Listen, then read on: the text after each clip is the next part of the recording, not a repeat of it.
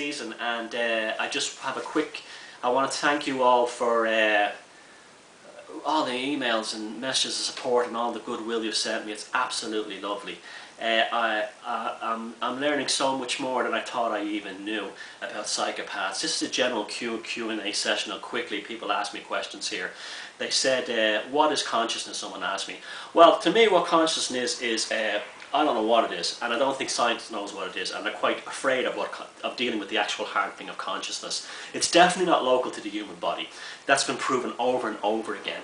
It frightens material and mainstream reductionist science, the actual idea of consciousness, because they can't actually pin it down into the brain, into bits of grey matter.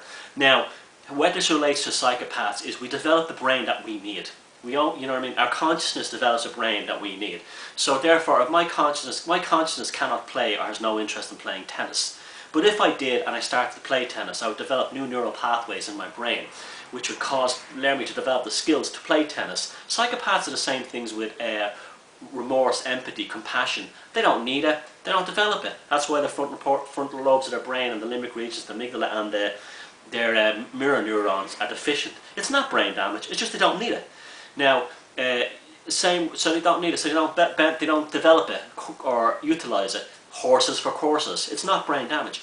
It's the same reason. That's like saying that my brain is damaged because I can't play poker. I can't play poker, I have no interest in it. My brain has no desire to play poker, so I've never learned how to play poker. I've never learned the skill sets to play poker. That would be like saying, no, I'm brain damaged because I can't play poker. So that's what a psychopath is. It's an underlying consciousness that's predatory, that doesn't need to develop an empathic brain. And the proof of this is, and I will be proven by this in time, the problem is that reductionist science, material science, can't really quantify consciousness because it's so strange to them, because you can't measure it, weigh it, or anything like that. You can only sort of get glimpses of it through things like MRIs and CAT scans, and when they confront the mystery of consciousness, it truly frightens them and disturbs them. Now, I saw there's a very good BBC documentary which shows a clip. It's actually on YouTube. You search around. There's a clip of a scientist who went in and he was hooked up to an MRI, and he was asked questions by a researcher. This was in Germany, I think, but the actual scientist was British. And what they showed him, and what they've just demonstrated over and over again, that the scientist's brain started to show the answer to the question 6 seconds before he was asked the question. So that shows there's a time travel element to consciousness. He went forward in time, heard the question, and came back and answered it. And if you saw the scientist's face when he was confronted by this, he literally was in a state of shock. He sat on the steps outside the research facility and held his hands like a face palm like this. He could not get over. His training in material and reductionist science told him that consciousness exists within the brain matter and the cells of the brain, and that's all it is. No, it's not. So what consciousness is and how it works, I shouldn't say I don't know what it is, but I'll tell you how it works. How consciousness works with the human brain is, our brain and our nervous system, particularly our spinal cord, are a receiver that's actually created to allow us to experience in this reality. It's almost like an antenna tuned to a certain frequency, and this is why we have this enormous electromagnetic spectrum. But we only experience a certain portion of it, and that's because our brains and our nervous system is tuned to that. However, if you have an expansion of consciousness through things like meditation, yoga, an out-of-body experience, LSD, mushrooms, ayahuasca, you experience a bigger level of consciousness that's outside what our normal brain and nervous system can tune into. But you see, this is one of the problems with science, is it can't measure or weigh consciousness. But this will be resolved eventually. There's a lot of changes happening in science now, particularly in things like cosmology and other things like that. So it's kind of, it will get there eventually. It just takes time. We just have to wait till this generation of scientists dies off before the next one come in. And also people like Richard Dawkins have done terrible damage. You know, going around like saying there's no such, you know, consciousness in the brain and science proves everything. And Richard Dawkins, please contact me if the day ever arrives when you have an original thought in your head, or come out with an original statement that you didn't copy off somebody else. Okay, thank you. Now, finally, I want to thank and send a load of love to the band, the Scottish reggae band Man at the Window, who the singer Jerry read my book last year when it came out and wrote to me and says, I'm touring Ireland, your book is amazing, can we meet?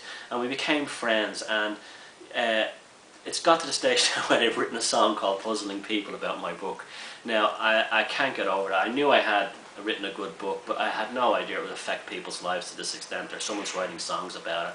So Man at the Window, I designed a t-shirt for them here. That's the logo you saw at the beginning. Man at the Window are an amazing band. They're coming to Ireland to do another tour at the end of this month. I can't wait to see them and meet them again.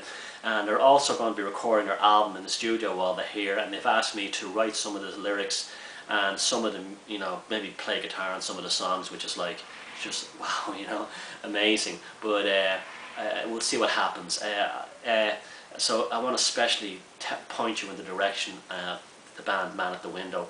And especially thank all the guys are great, but especially Kyle and Jerry for writing this song, Puzzling People, which you're going to hear the demo version of now. And you can imagine how good this is, what it's going to be like when the album comes out. So thank you, Man at the Window, and thank you everybody for watching these videos, and I hope you have a wonderful September. And don't let this whole thing of the 10th anniversary of September 11th get you down too much, because that's just like, you know, that you remember in your own way, but ignore the media and just think about the victims and don't let them play into any kind of political agenda or anything like that.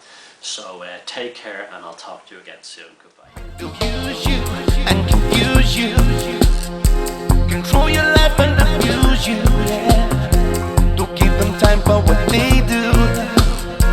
I read the signs and you come through. Puzzling people, puzzling people, a labyrinth of perception, a parasite of protection, yeah. An everyday resurrection when we have no need for correction. Oh, oh, oh, oh, oh. Beware the puzzling people. Oh, oh, oh, oh, oh. Beware the puzzling people. Oh, oh, oh, oh, oh.